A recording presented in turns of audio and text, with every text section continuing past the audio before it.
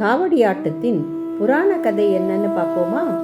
முற்காலத்தில் இடும்பன் என்ற வீரரும் சிவபக்தியும் மிகுந்த ஒரு அடியார் இருந்தார்.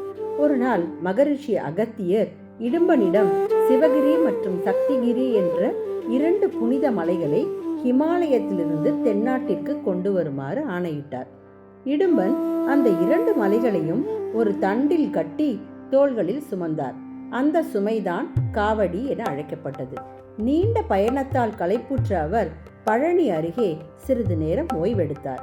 பின்னர் மீண்டும் காவடியை தூக்க முயன்றபோது அது அசையவே இல்லை. அப்பொழுது ஒரு இளம் சிறுவன் அவன் வழியை தடுத்தான். கோபமடைந்த இடும்பன் அவனுடன் போரிட்டார். அந்த சிறுவன் வேறு யாரும் அல்ல, கந்தன், முருகப்பெருமான் என்பதை கண்டு இடும்பன் உணர்ந்தார். போரில் தோற்ற இடும்பன் முருகன் திருவடிகளில் சரணடைந்தார்.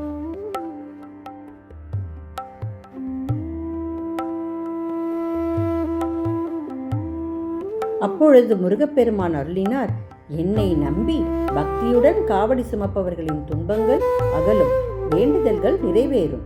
அந்த நாளிலிருந்து முருக பக்தர்கள் விரதமிருந்து காவடி சுமந்து காவடி ஆட்டமாடி தங்கள் பக்தியை வெளிப்படுத்த தொடங்கினர். காவடி ஆட்டத்தின் தத்துவ பொருள் என்னவென்றால், காவடி என்பது மனிதன் சுமக்கும் கர்ம சுமை. அந்த ஆட்டமானது அந்த சுமையையும் மகிழ்ச்சியுடன் இறைவனிடம் அர்ப்பணித்தல். அந்த வலி களைப்பு அனைத்தும் பக்தியால் ஆனந்தமாக மாறுகிறது. இந்த மயில் இறகுகள் அகந்தை, வெற்றி, முருகனின் அருள். ஆன்மீக முக்கியத்துவம் என்னவென்றால், இந்த ஆட்டமானது தைப்பூசம், பங்குனி உத்திரம் போன்ற நாட்களில் நடைபெறும். எதற்காக என்றால், நம் பாவங்களை நீக்க, விரத பலன் பெற, மன உறுதி கட்டுப்பாடு வளர, இறைவனுடன் ஆன்மீக இணைப்பு பெறுவதற்காக.